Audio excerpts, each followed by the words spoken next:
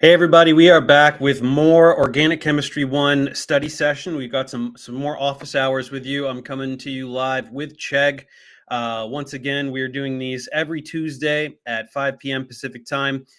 Please check out the QR code on the top left of the screen if you want to see what other subjects Chegg is covering. With different office hours, you can get help with math and all the other classes you're taking this semester. Over here, once again, we're doing Organic Chemistry 1 review. I've got some questions that I have that I'm going to review for you. But as always, feel free to chime in. I'm taking questions in the live chat. So definitely keep it Organic Chemistry 1 related. But feel free to ask questions about the problems that I'm going over or something unrelated. If it's something that I can answer pretty quickly without having any kind of materials to reference, I will gladly answer any and all of your organic chemistry related questions. So let's go ahead and get started. Remember last time we started doing a lot of spectroscopy stuff, because definitely a lot of students tend to get confused, certainly with IR, mass spec, that kind of stuff, but definitely NMR. So I wanted to make sure we covered the basics of all those spectroscopic techniques. So let's go ahead and start with one question on IR. So identify the compound that matches this IR spectrum. So when we're looking at Organic Chemistry 1 level knowledge of IR spectroscopy, there's only a few things that you need to be able to do. So what's going on here is infrared light is interacting with the different kinds of covalent bonds in a compound. And so, and if they are being absorbed by a particular type of bond, they don't reach the detector. So this information is telling you what types of bonds are in the compound, whether it's CC, CH, OH, CO, right? All those.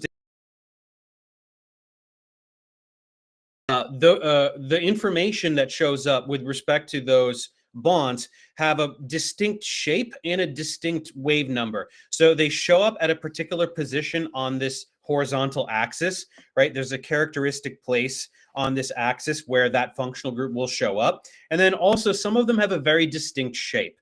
One or two in particular are the most obviously recognizable resonances on an IR spectrum. So let's go over what they are. Here, we want to understand if this spectrum is isobutene, 3-heptanone, diethyl ether, or 2-butanol. So let's just draw them. Isobutene looks like this, right? It's like isobutane, but it's isobutene.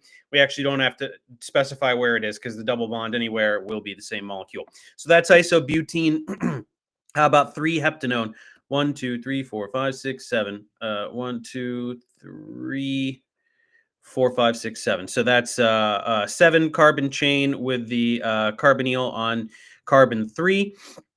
Diethyl ether, of course, just looks like that. And then 2-butanol will look like that. So we have a few different functional groups here. We've got alkene, we've got ketone, we've got ether, we've got alcohol. So what is the information that we want to glean here? So the first thing we need to understand is that this region over here is called the fingerprint region. It's a little bit more difficult to parse information out of this region. You certainly can, and in upper level chemistry courses, you do start to learn how to get information from the fingerprint region. When you are first looking at IR spectroscopy, though, it's really this stuff over here that is going to give you the information that you need. So what is the first one that we're very obviously going to need to know? This one here, we've got a very broad, round, smooth peak at right around this wave number here. So that's about 3,300, 3,400, 3,350, somewhere around there. This is where we have this, and this is an OH stretch. So OH meaning it's the light is interacting with an oxygen-hydrogen covalent bond, and it is causing it to stretch. Right, you've got the two atoms here, and they're actually the internuclear distance is shifting. It's stretching and contracting due to being excited by that infrared light. And so, yeah, OH stretch. That's what that is, and you just can't miss it. It's really the most recognizable peak on an IR spectrum because of how rounded it is. It goes all the way down here, very smooth and very wide. Okay, so that's an OH stretch. The other one we want to know about is right here. Let me do that in red. And this is a saturated CH stretch. So CH stretch, same as the OH stretch, it's just CH bonds that are stretching. And saturated means that the carbons that bear those hydrogens are fully saturated. They're not participating in any pi bonds. So basically, it's just alkyl, right? There's alkyl content on the molecule. So those are the two things that we have to work with here. So let's look at these molecules. Well, okay, we need an OH stretch. So that already is going to give it away. Really, this question is very easy because it's just asking if you can recognize the OH stretch. If you recognize the OH stretch, you know that it is going to be 2-butanol, right? This is the only one that has a hydroxyl group. So that's it. Now, a couple of other things that I want to talk about here. The first one being that the carbonyl stretch. So this C double bond O also is going to stretch when irradiated with light of a very particular frequency, and that gives a very distinct resonance as well. And that's going to be, it's right around here. I forget the exact wave number, but the CO stretch would show up here, and we don't see it. There's no data right there, which means there's no carbonyl. So there's no carbonyl in the compound in question. The other thing that I want to talk about is that some students, the main confusion that I see upon first being introduced to IR spectrum is IR spectroscopy is they will identify something like a saturated CH stretch, and they will say, okay, saturated CH stretch, that means it's an alkane, and then they'll try to look for an option that is an alkane and say that's it, and then they'll ignore all of the other data. So that's not what's going on, right? This compound 2-butanol has a saturated CH stretch because it has saturated CH bonds, right? It has there is OH, there's OH there, and then there's H there, and then there's 3 H's here, and there's 2 H's here, and there's 3 hydrogens here, right? So these are all saturated CH stretches. Those are bonds that are present in the compound. The hydroxyl group is also present in the compound, so that will give its own data. So you get data for all of the different functional groups that are in there. So as you can imagine, if you have a compound with many, many, many functional groups, the IR spectrum starts to look very messy because there's a lot of data. There's a lot of different kinds of bonds. The simplest IR spectra are the ones that have very few functional groups, very few different kinds of covalent bonds that are going to be interacting with light in different ways. Right? That's what spectroscopy is. It's the study of the interaction of light and matter. We irradiate compounds with light of a particular type, particular frequency, and then we see what kind of data we can get on the other side based on what light it absorbs. So IR spectroscopy, NMR spectroscopy, they're all doing something like this. So all you're doing, once again, you're just identifying the types of functional groups that must be in the compound by virtue of what kind of data is on the spectrum. OH stretch, there's got to be an OH in there. Saturated CH stretch, there must be saturated CH bonds, right? And so a compound can have multiple functional groups, so you will see multiple resonances on there. So IR is nowhere near as good as NMR in terms of identifying the precise structure. It's really more about just identifying which functional groups are present or not present, right? No CO stretch, no carbonyl. But it's very, very difficult to assign the precise molecular structure of a compound from an IR spectrum. It's not really something that we do. It's an older spectroscopic technique. It's for characterization. If you're doing a Grignard, and you know that Grignards make alcohols, and you get a product and you do an IR spectrum of your product and you don't see an OH stretch, then you know something went wrong because you were supposed to generate an alcohol, and an alcohol would give an OH stretch. So this one's pretty straightforward, but it's just an introduction to the various functional groups, the various types of data that we're looking for. 2-butanol, that's that one. Okay, let me see if I missed anything.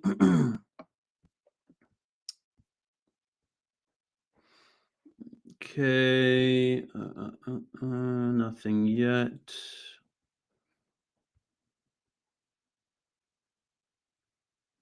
USA says Feynman's technique of integration.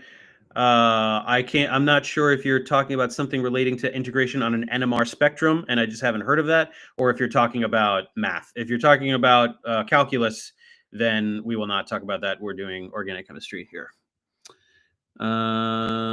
Let's see.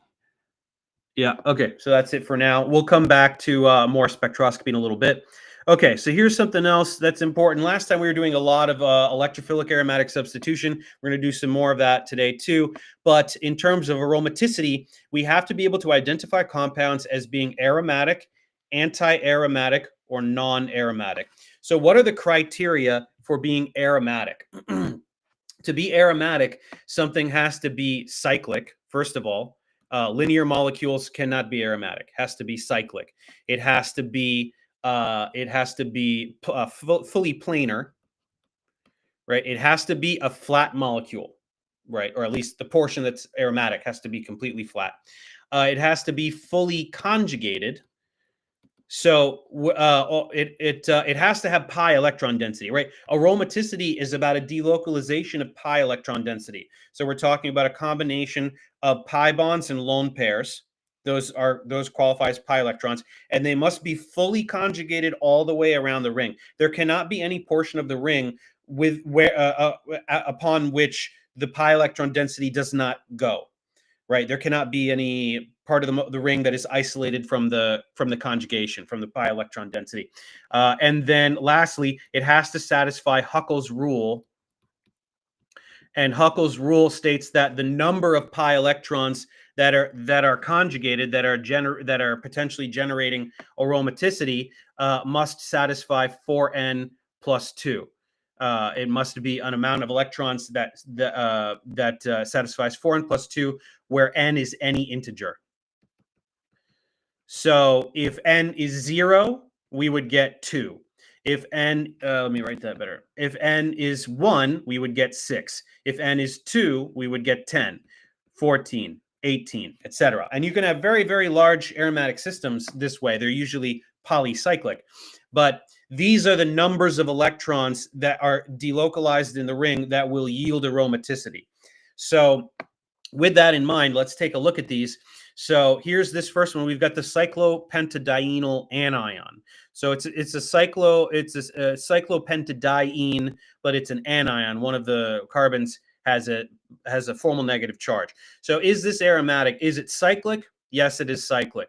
Is it fully planar? It is fully planar. Now, this one's actually tricky because a lot of students would say, now, wait a minute, Dave, this is not fully planar because we've got an sp3 carbon here, right? That's an sp3 carbon. However, we have to consider the composite resonance structure. The composite resonance structure looks like this because that negative charge is delocalized. It's shared around every single carbon in the ring, because we can draw, right? We can put this negative charge here and then push this over there, and then we could push that up there, right? And so now all of a sudden we'd have a double bond there and a double bond there and a negative charge there, and we could do that we could do that 5 times, right? So we could have 5 different resonance structures.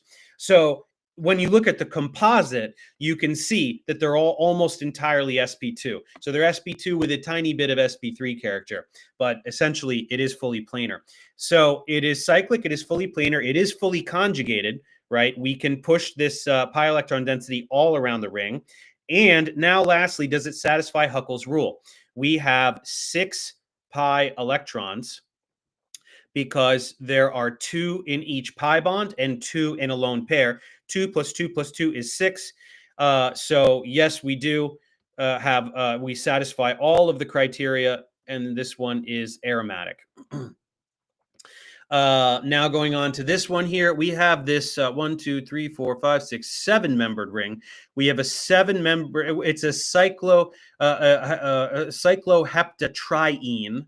It's a cycloheptatriene, and the 3 pi bonds are conjugated. However, what do we notice here? This one does not have any pi electron density. So we have to understand that it is cyclic and there is some conjugation, but it's not fully conjugated. There is no resonance structure. There's no resonance structure that will yield any pi electron density on this carbon. Therefore, it does not qualify, even though it satisfies Huckel's rule, right? There are 6 pi electrons. We don't even care about Huckel's rule because we're establishing prior to that that it's not fully conjugated. So now here's the important thing that we need to understand. This is non-aromatic. Let me do that in pink because I did the other one in pink. Non-aromatic. And that needs to be distinguished from anti-aromatic in the following way. Anti-aromatic is something that satisfies the first 3 criteria for aromaticity. It is cyclic, it is fully planar, it is fully conjugated, but the number of pi electrons is actually 4n instead of 4n plus 2. So that would be like 4, 8, 12, all the ones in between here, right? In between 2 and 6 is 4. In between 6 and 10 is 8. In between 10 and 14 is 12. So all the multiples of 4, basically. So if it looks like if it satisfies everything, all the criteria for aromaticity, except the number of pi electrons follows 4n instead of 4n plus 2, that would be anti-aromatic. It's specifically a destabilizing situation. And in fact, cyclooctatetraene adopts a puckered tub shape because it's actually more energetically favorable than being fully planar and achieving anti-aromaticity. So aromaticity is a stabilizing situation. It brings the molecule to a lower energy. Anti-aromaticity is a destabilizing situation for various quantum mechanical reasons that we don't need to get into. So aromatic, non-aromatic. Now let's look at this one here. This is a pyrrole, and pyrrole has. So is it cyclic? Yes, it is. Is it fully planar? It is. And then for the same logic here as with the cyclopentadienyl anion, you would be telling me, hey, but Dave, that nitrogen is sp3 hybridized, right? So that's tetrahedral. That's not planar, but we have a lone pair here. What happens if you start drawing resonance structures, right? You could put an anion on there. You could push it the other way. So when you look at the composite resonance structure, you realize that it is fully planar and it is fully conjugated. That pi electron density is going all the way around the ring, and it is 2, 4, 6. We have 2 from each pi bond, and then 2 from the lone pair. That's 6 pi electrons. So this one is aromatic. So it's actually extremely similar to the cyclopentadienyl anion. It's just that instead of C minus, we have N with a lone pair. So really the same logic on all of the above. So it's very important to understand that set of criteria here to establish aromaticity. Cyclic, fully planar, fully conjugated, satisfies Huckel's rule. And then we want to be able to distinguish between aromatic and then also between anti-aromatic and non-aromatic, because many students at first confuse the two, as well you might, right? Because anti-aromatic, non-aromatic, they both sound like the same version of not aromatic, but they actually mean slightly different things.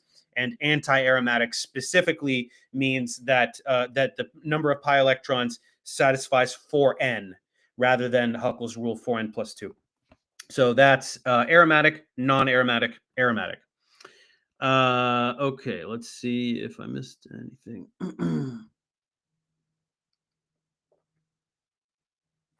The Golden Geek, yes, I do love bagels quite a bit, actually. I'm a big bagel guy. Okay. So moving on here, we need to periodically review some of the reactions that we've already gone over. So we spent a lot of time with Grignard. So let's review some Grignard. Let's make sure we remember how to do these. So we have this ester substrate, and then we have an excess of ethyl Grignard reagent in diethyl ether. So the ethyl Grignard reagent looks like this. So what do Grignard reagents do? Grignard reagents attack carbonyls, right? We know that. And that's because, remember, this carbon right here is partial minus This is an example of Ompelung chemistry. We have, it's an inversion of polarity. So when we have the alkyl bromide, the carbon that bears the bromine is partial plus because of the polarity of that bond. But then when magnesium inserts itself into that carbon bromine bond, it inverts the polarity of that bond. Now all of a sudden, carbon finds itself more electronegative than magnesium. So now it is partial minus. So Grignard reagents are a source of nucleophilic carbon. That's what a Grignard reagent is. And nucleophiles will attack carbonyl carbons. Remember, carbonyl carbons are electron deficient. The electron density in that carbonyl is being pulled towards the more electronegative oxygen atom. That leaves the carbonyl carbon electron deficient, partial plus. So partial minus meets partial plus. That's the name of the game. So let's push that up here. Let's have that attack carbonyl carbon. Push the pi bond up there. We don't have a lot of room here, so I'm just going to skip a step. I'm going to have that come back down, reform the carbonyl, kick off this methoxy group. Okay, so we're going to end up with this, the butanone. So this right here is the new ethyl group, right? This ethyl group is from the ethyl Grignard reagent, right? And then to be thorough, we will say plus CH3O minus, right? That left too. So now what are we going to do? We know, first of all, it said that we have excess ethyl Grignard reagent. That's important because when we do Grignard on an ester substrate, we can add 2 equivalents of the Grignard reagent. We can't add 2 different ones. We don't have that level of control. Whatever's in solution, any Grignard reagent will attack. So if you have more than one Grignard reagent in there, it's impossible to control what happens. But if you want to add 2 equivalents of the same alkyl fragment, this is an excellent strategy because Grignard reagents attack carbonyls. And when the first Grignard reagent attacks the ester, you're reforming the carbonyl. When the alkoxy gets kicked off, we've reformed the carbonyl. Here's butanone. And we have more Grignard, we have more ethyl Grignard reagent in there, right? It's at excess. So we've got more of that. It's still in solution, swimming around, sees the ketone, and it's going to attack. So let's get another one on there. Let's do this.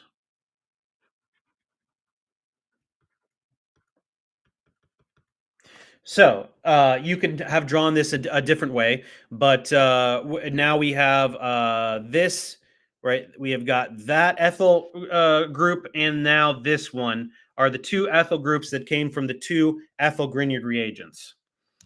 And then this methyl right here is this methyl right here. That got pushed back when the other one attacked. You also could have left the methyl there and put an ethyl on the dash bond or wedge bond, right? You can draw it different ways. It's fine. I like to draw it this way. I just like to have the longest carbon chain in the plane of the page. That's just how I like to do it. And then we have aqueous acidic workup. So the Grignard is done. The reaction is done in the flask. We're going to toss in some ammonium chloride or something to quench the reaction. And all that means is we've got oxyanions in solution. We want to neutralize them. So we need a pretty soft source of protons like the ammonium ion. And that will give us our product, which is going to be this. We've got 3-methyl, 3-pentanol, and we do not have any other stereoisomers because of the symmetry of the molecule. 2 identical ethyl groups. That's the one. That's all we get. So once again, Grignard reagents are sources of nucleophilic carbon. They tend to attack. They can attack other things, but usually we're attacking carbonyl. We're attacking carbonyls, be they aldehydes, esters, aldehydes or ketones, or esters. When we have an ester substrate, we have the opportunity to attach 2 of the same alkyl fragment via 2 identical Grignard reagents.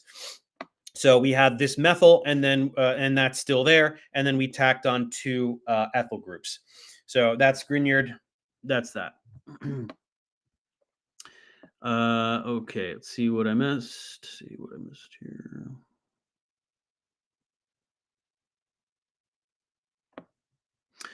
Speed Tumbler says, is there an example where you have a lone pair but can't draw a bunch of resonance structures? Certainly, if there's no conjugation, so like pyrrole, if you took away the pi bonds, right, now you just have that cyclic amine. There's no resonance here, right? Where's the lone pair going to go? Nowhere. It has nowhere to go. That lone pair is localized exclusively on that nitrogen. There's no resonance. So sure, good question. Citizen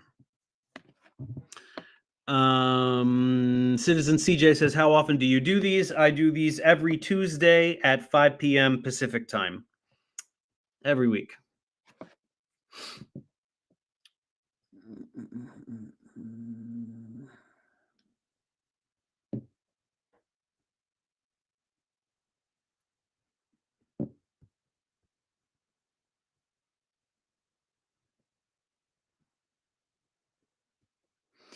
HH says, remove the chirality from that alcohol. There's not meant to be a chiral center. I have not drawn a chiral center, right? I'm just showing the accurate geometry of the molecule. You do have to show the tetrahedral geometry at that center there, right? That is sp3 hybridized tetrahedral, 109.5 degree bond angles.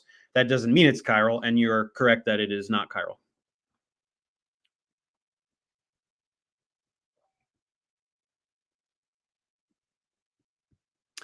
Cool. Okay. Moving on.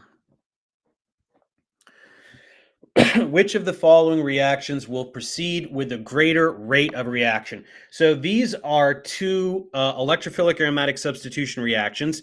So first of all, let's go ahead and draw the products, right? What are we going to get? We have aniline. So aniline is aminobenzene. And we're going to do chlorination, right? Cl2 with iron trichloride catalyst. These are the conditions for chlorination. And we know that that an amino group is an electron donating group. Therefore, it is an orthopara directing group. So we are going to get two products. We're going to get the ortho product. Whoops, not NH3, NH2. And we're going to get the ortho product.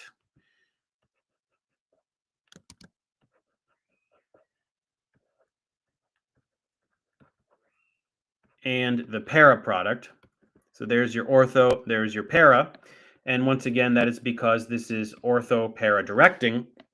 And almost all ortho-para directors, right, the exception would be the halogens, ortho-para directors tend to be activating,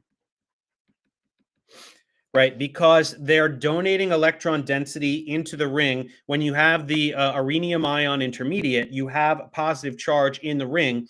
And so if there's a lone pair on that substituent that's donating pi electron density into the ring, that is stabilizing that rhenium ion intermediate. And so the intermediate, the generation of the intermediate is the slow step because you're generating the least stable thing.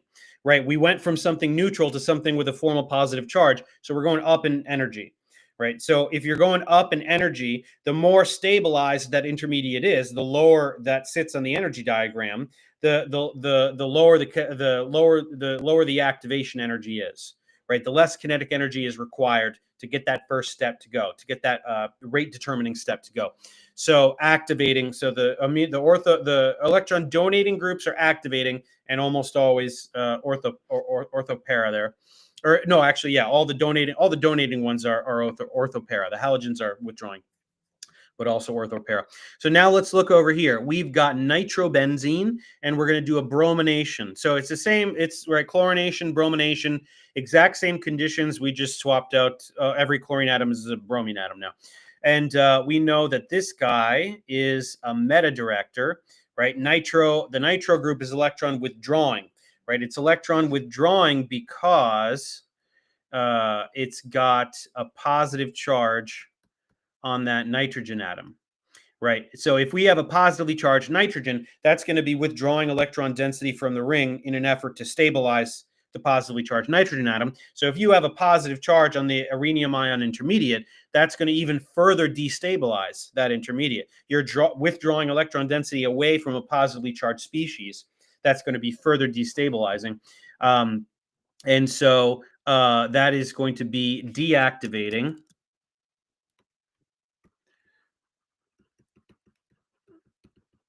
And what are we going to get? If it's a meta director, whoops, get this color. If it is a meta director, it is going to direct incoming electrophiles to the meta position. So there's our product there. That is going to be meta substitution. So we definitely want to know the products we're going to get, but this says which one is going to have a greater rate of reaction. And so it's going to be the activating one, right? Because the activating one it brings the intermediate to a lower energy. Therefore, the activation energy to get to that intermediate is lower. When you're talking about rate of reaction, you're always looking at the activation energy, right? Because the activation energy dictates how much energy is required in a collision to get the reaction to go. And the higher that activation energy is, the lower the proportion of molecules that will collide with sufficient energy to get the reaction to go, right? If imagine you're trying to roll a ball over a hill, right? If you're trying to roll a ball over a hill like this one, you no matter how wimpily you throw it, right? If you roll the ball over this tiny little hill, you really don't have to roll it that hard. So almost every single time, even if you just go like that, or almost every single time, you're going to get over that hill, right? But what if you've got this huge hill? Now you're really going to have to roll that one hard, and you have to roll it so hard that 9 times out of 10, even though you rolled it your hardest, you can't get it over, right? And so what that means on a macroscopic level, if we're saying that we have a reaction that is trying to happen and only 10% of the collisions result in a successful reaction versus 95% of the collisions resulting in a successful reaction. On the macroscopic scale, what we see that as is going faster or slower, right? 1 in 10 collisions makes the reaction go. It's going to go slow because there's so many quadrillions and quintillions of molecules that have to react. Almost all the collisions make the reaction go. It's going to go really fast because every time it collides, it goes, right? So that's the connection that we need to understand kinetically between the molecular level and the collisions and the activation energy versus the macroscopic level, which would be rate, right? That's just we're watching to see how long it takes the reaction to go. So greater rate of reaction, that would be this one. The one with the activating group, the one with the electron donating group is the activating group, stabilizes the intermediate, makes the reaction go faster. Okay, what did I miss?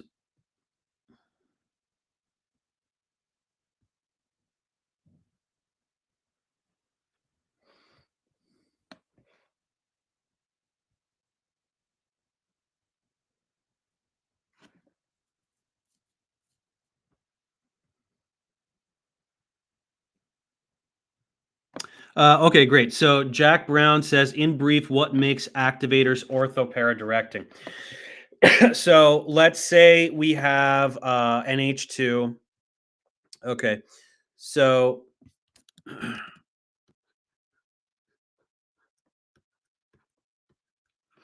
and so let's say we're going to react with some electrophile, and we're going to get, let's say we have, let's say we get ortho substitution. So that will leave the positive charge there versus meta substitution.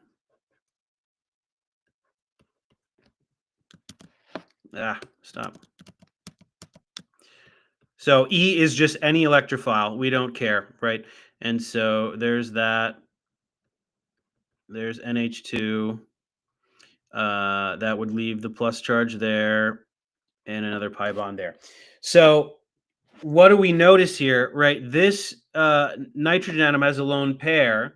So let's put this lone pair right there. Oh, let me do red. Let's put this lone pair right there. We can draw another resonance structure.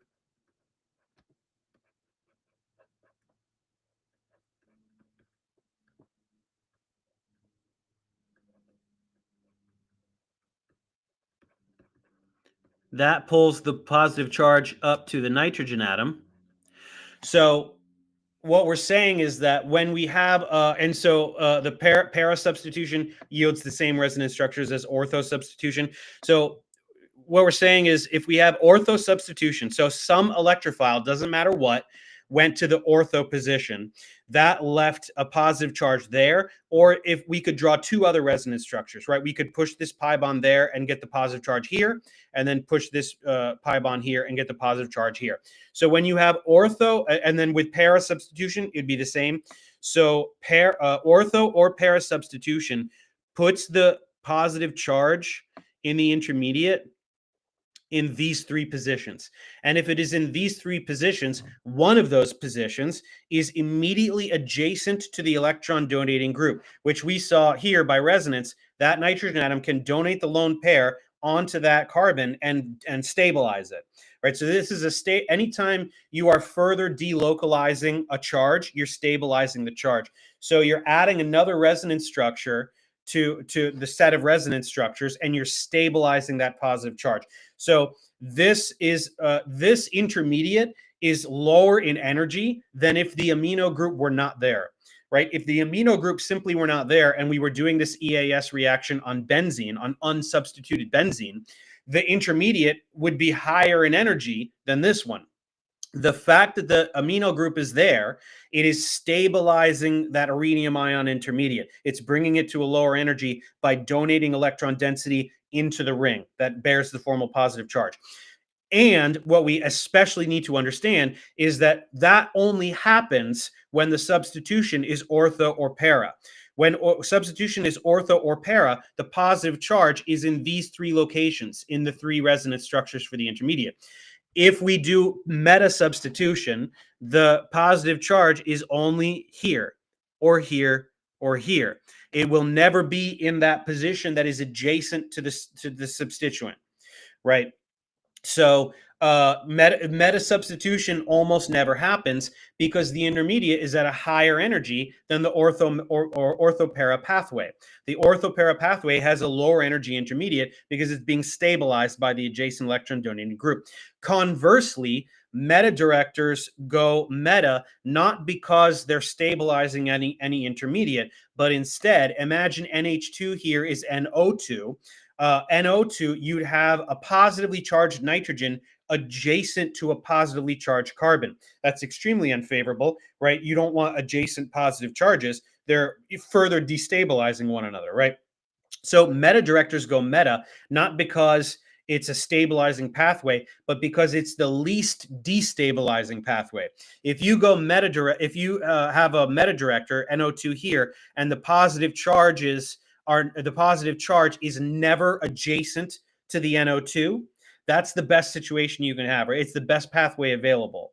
So electron withdrawing groups are meta directors because it avoids this specifically least energetically favorable possibility, right? So it makes it even worse by the presence of that substituent. So the rates of reaction here, the activating group would be the fastest. Unsubstituted benzene would be next. Then nitrobenzene is the slowest because it's even worse. The presence of the NO2 group makes it worse, makes the intermediate even higher energy. So I hope that helps. I do have a tutorial that explains all of that with all of the resonance structures drawn. That if that was confusing, check that one out.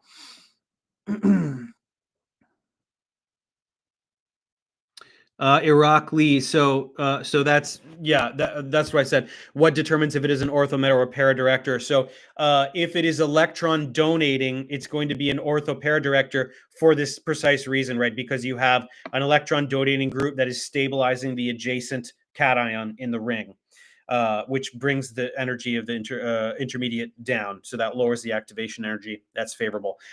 Once again, the only exception is halogens, which are electron withdrawing by virtue of the polarity of the bond, but orthopara directing because of the ability to put a lone pair in by resonance.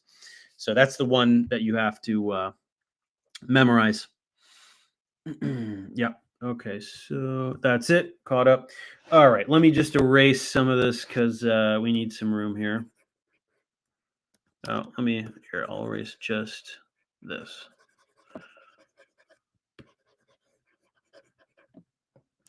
Okay. So draw the potential crossed aldol product. So enolate chemistry is very important. There's a lot of different kinds of enolate chemistry. The first one we usually learn is aldol condensation. Usually start with a very simple one, one compound doing aldol on itself, but you can also have a crossed aldol product. So draw the singular potential crossed aldol product. So sometimes when you have two carbonyl containing compounds, like say an aldehyde and a ketone, there are two potential crossed aldol products. You can have the aldehyde attacking the ketone, and you can have the ketone attacking the aldehyde. Here we've got two aldehydes, but there's only one potential crossed aldol product. Why is that? Let's see if we can figure out why. So we've got sodium hydroxide. Where is it? Here we go. So we've got hydroxide. Which proton is it going to get? Remember, it is the protons on the carbon that are alpha to the carbonyl that are mildly acidic, right around pK 19. So where do we have protons that are in the alpha position? Well, we've got two right here. So these guys are around pKa 19 because of the situation where the resulting anion would be conjugated with a carbonyl. Benzaldehyde does not have that. Benzaldehyde does not have any alpha protons, right? Here's the alpha position. This carbon has 4 bonds to other carbon. There are to other carbon atoms. There are no implied hydrogens here. This carbon does not have any hydrogen atoms. So there are no alpha protons. So we can't do it. So we can only enolize the aldehyde or the propanol. We're going to enolize the propanol, get that proton, push that up there, push that up there. And so save some space. Let's go all the way over here.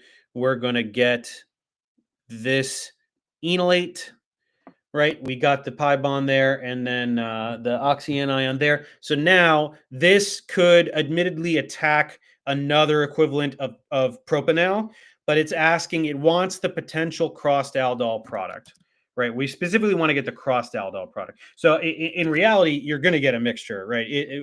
Enolate chemistry can be very messy because everything's attacking everything. But for the purposes of this question, what is the potential crossed aldol product? So let's react this with benzaldehyde. So that's going to come back down and reform the carbonyl. This pi bond is going to go over here and then kick that up there. Okay, we have to be very deliberate with these arrows. This one goes from the negative charge to the center of the CO bond, indicating that we're reforming a pi bond there. This arrow goes from the center of that pi bond, indicating that the pi bond is attacking that carbonyl carbon. So it ends right on the carbonyl carbon. This arrow goes from the center of that pi bond in the carbonyl and lands on the oxygen, indicating that those electrons remain with the oxygen to form an oxyanion. So what does that end up looking like? So the carbonyl is reformed. Now here's the tricky part. This carbon right here is acting as the nucleophile. This carbon right here is acting as the nucleophile, but there's another carbon there, right? There's one more. So we don't want to lose that one. Very important. Make sure that that carbon is still there. But here is the new bond. Here is the new bond there. So this one, this is the carbon-carbon bond we just formed. So this is the crucial part. This is the most important part. And this is where students most often get confused, right? And you can number the carbons if you need to, right? You can go ahead and go, hey, look at that. We got 1, 2, 3. Carbon 2 did the attacking, but carbon 3 is still there. Carbon 2 did the attacking, but carbon 3 is still there, right? So we've got that lonely methyl over there. But from carbon 2 attacked the carbonyl. So here's carbon 2. Here's what used to be the carbonyl carbon. Now it bears the oxyanion. That's where the new bond is. So make sure you didn't gain any carbons. Make sure you didn't lose any carbons. Go ahead and sit there and count all the carbon atoms if you have to, right? You got to make sure. So there's that. And then we have, we're an aqueous solution. So let's just go ahead and protonate that oxyanion. And we're going to get this.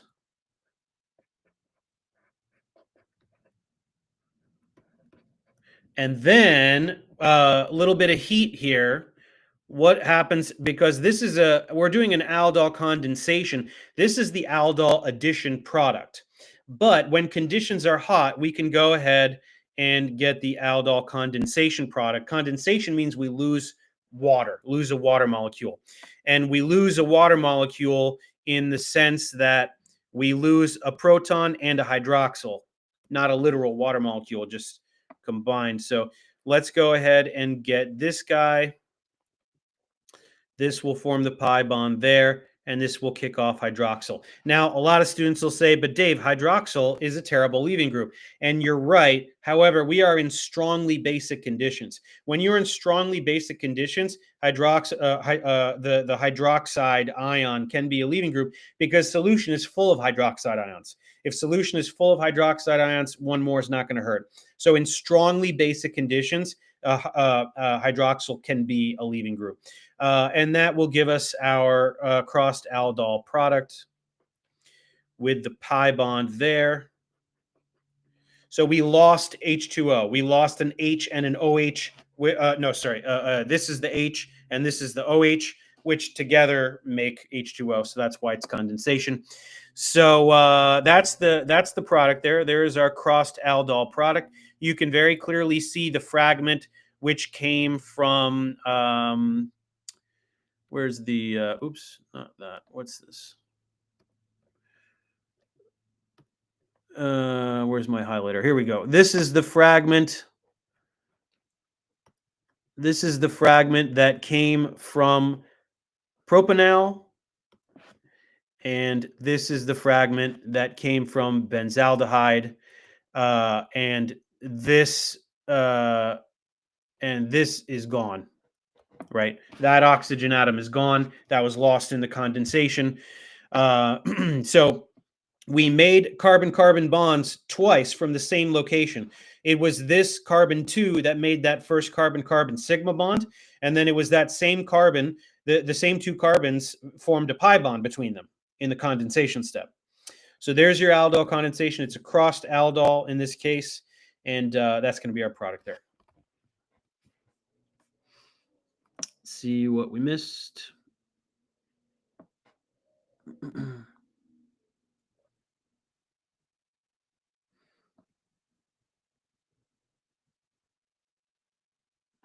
Nayla says, why is that one the one that attacks?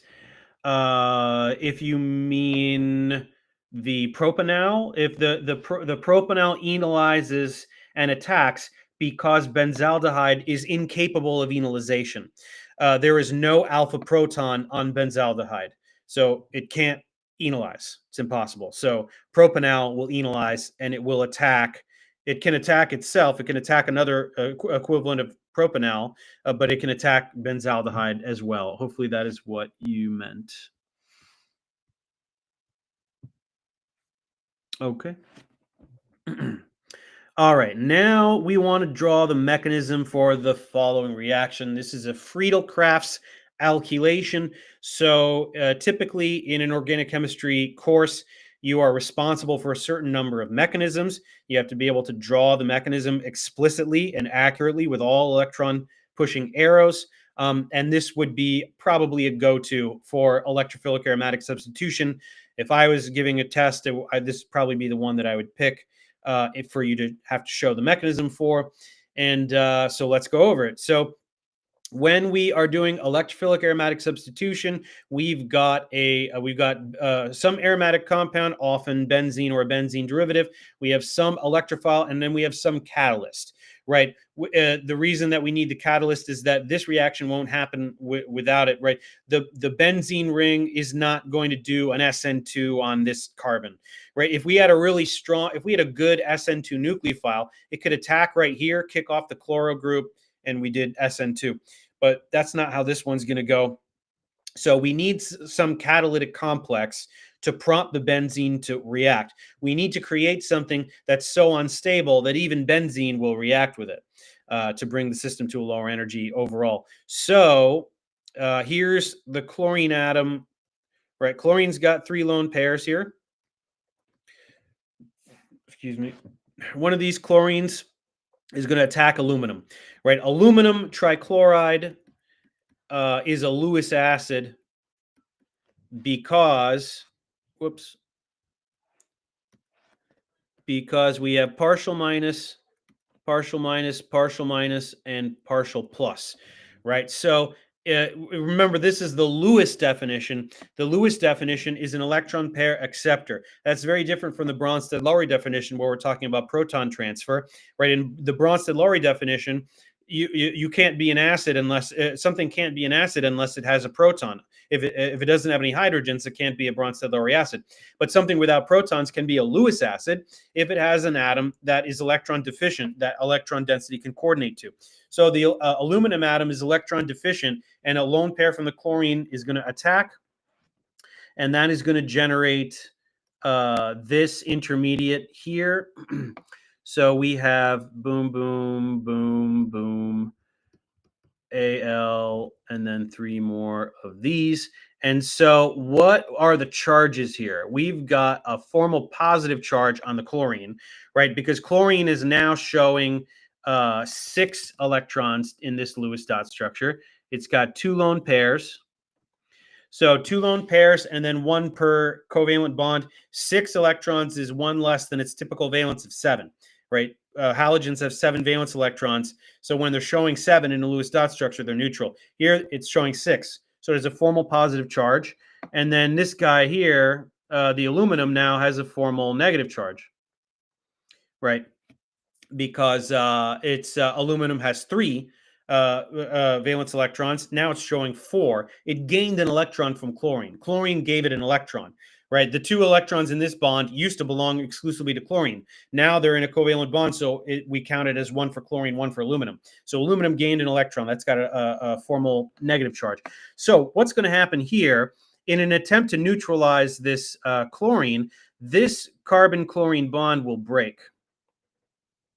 Okay, and that is going to give us this this alkyl cation, and then AlCl4,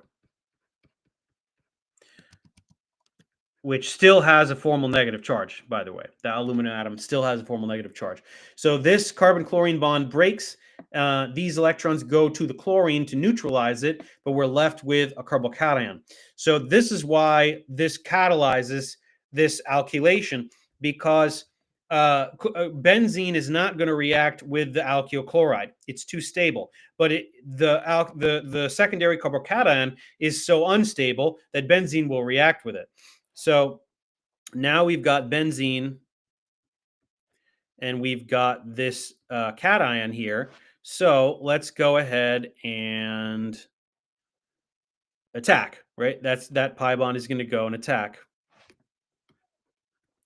So we've got, let's say it went like this, and now we've got a plus charge there. So that pi bond went like that, grabbed that alkyl fragment. So this top carbon didn't lose any bonds because it was in that pi bond and it lost that pi bond, but now it's got another sigma bond to that fragment. But this one right here, this one lost a bond because it was participating in that pi bond, and then that pi bond left. So we've got a cation there. And now we've got, remember, we've got AlCl4, and we still have a negative charge here on the aluminum. Put that right there. So what's going to happen here is this, everything wants to neutralize. So what if we take, let's draw it this way just to be very specific. What if the electrons in this bond leave with chlorine, and then this chlorine grabs that proton, and then boom. Okay, and so what do we end up with? We have our isopropyl benzene, we have HCl, and we have regenerated our aluminum trichloride catalyst, right? So that's an important distinction, right? With a catalyst, catalysts are not used up stoichiometrically in the reaction. So it's going to participate, right? Aluminum trichloride interacts with the electrophile to generate the catalytic complex, and then the cation, the cation, the fragment that interacts with benzene. But then at the end of the reaction, this chlorine leaves, and we get our catalyst back.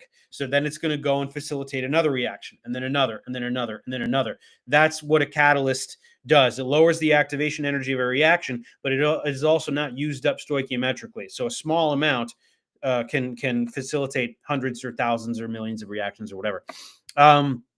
So that's the mechanism. Let's just go over it one more time. The chlorine is going to attack the aluminum atom because it's electron deficient. We get this complex here. The electrons in this carbon-chlorine bond go to the chlorine to neutralize it, yielding the secondary carbocation and AlCl4 with the negative charge on the aluminum. Now we have a carbocation. Benzene can react with that.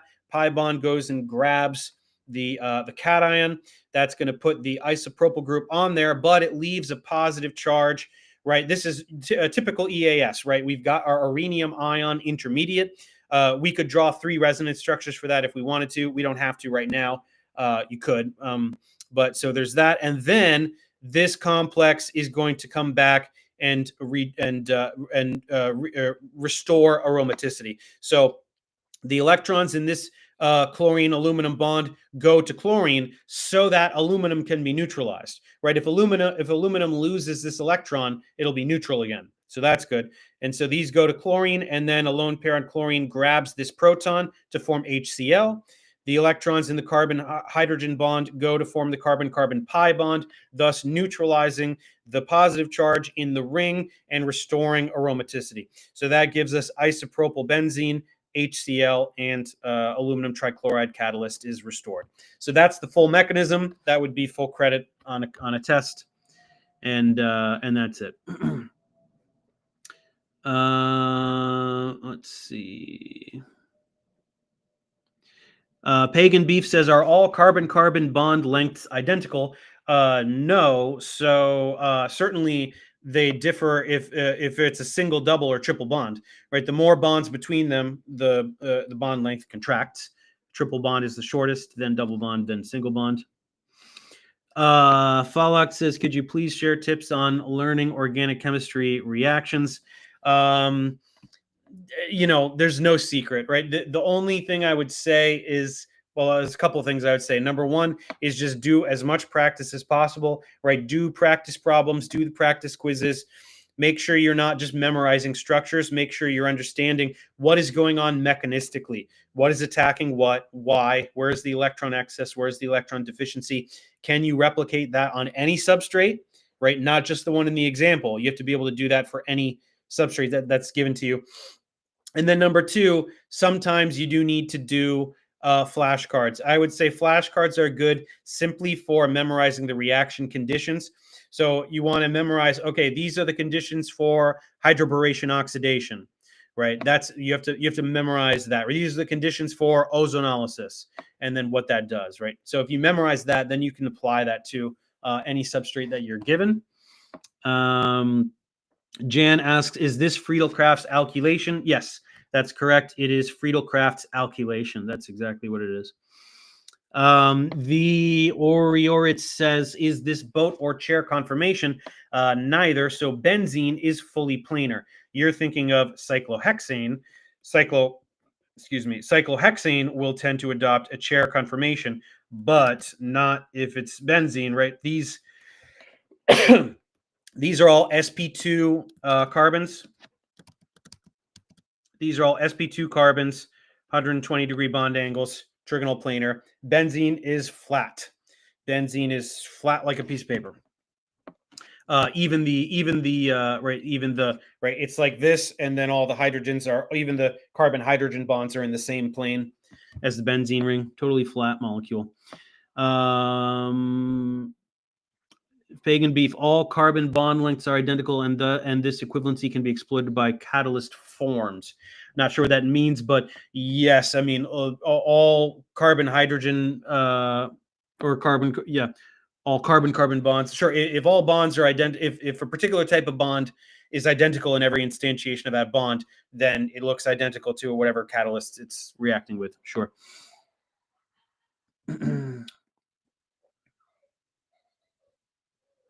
Fire King asks about proton NMR and carbon 13 NMR. I'll try to find a carbon 13 NMR. I did have two more proton NMRs on this sheet, so obviously we'll pick up here next time and we'll do some more NMR. I'll try to remember to put a carbon 13 NMR on there, or even better yet, conjunction C13 and proton to figure it out.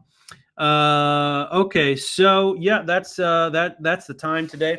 So once again, please check out the QR code on the top left if you want to see what other types of office hours Chegg is offering in different courses, so you can have help all semester long, all classes you're taking. Otherwise, I'll be back again with Chegg next Tuesday for the next 6 or 7 Tuesdays, I believe, at 5 p.m. Pacific time. Just like this week, we'll be going over more Organic Chemistry 1